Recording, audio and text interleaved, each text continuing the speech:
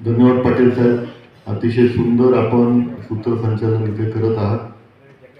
सन्माननीय व्यासपीठावर उपस्थित आदरणीय आंवळे मॅडम,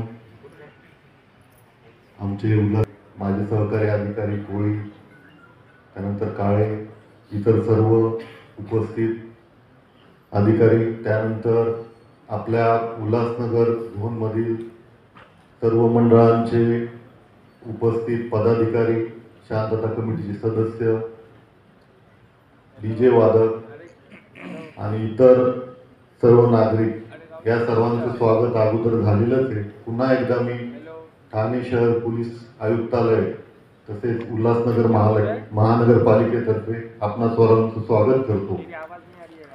सर्व येणाऱ्या गणेश उत्सवाच्या मी शुभेच्छा देतो.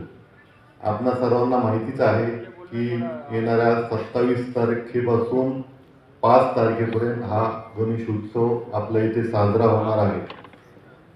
दरवर्षीप्रमाणे आपण टाउन हॉलमध्ये सर्व जे स्टेक होल्डर्स आहेत, सर्व प्रशासनाचे अधिकारी आहेत आणि गणेश उत्सवाचे जे मंडळाचे पदाधिकारी आहेत त्यांची बैठक घेत असतो. याही वर्षी आपण एक चांगला उद्देश पुढे घेऊन आलेलो आहोत. माननीय आयुक्त मॅडमला परवा दिवशी मी जेव्हा संकल्पना सांगितली दिली आणि एकत्रितरित्या हा कार्यक्रम आपण आज इथे घेत आहोत. येणारा जो गणेश उत्सव आहे तो साजरा होताना आपल्याला पर्यावरणपूरक आणि ध्वनी प्रदूषण विरहित करण्याचा संकल्प आपल्या सर्व प्रशासनाचा आहे आणि उल्हासनगराचे जे शांतताप्रिय नागरिक आहेत ते निश्चितच याला हातभार लावतील अशी अपेक्षा आहे. तसेच प्रशासनातर्फे आवाहनही आहे.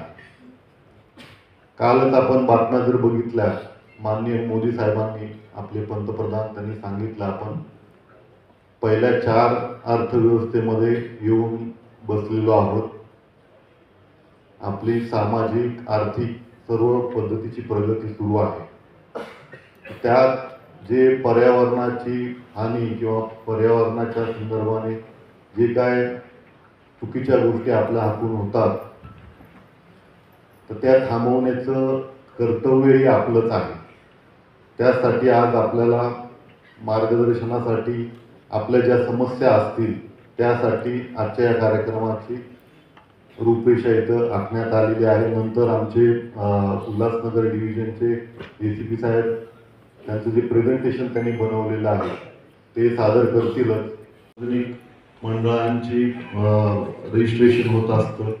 एकूण जवळपास 49,461 खाजगी गणपती जवळपास 4,500च्या आसपास आहेत. यामध्ये 1.5 दिवस, 3 दिवस, 5 दिवस, 9 दिवस, 10 आणि 11व्या दिवशी गणेशाचं विसर्जन होत आहे.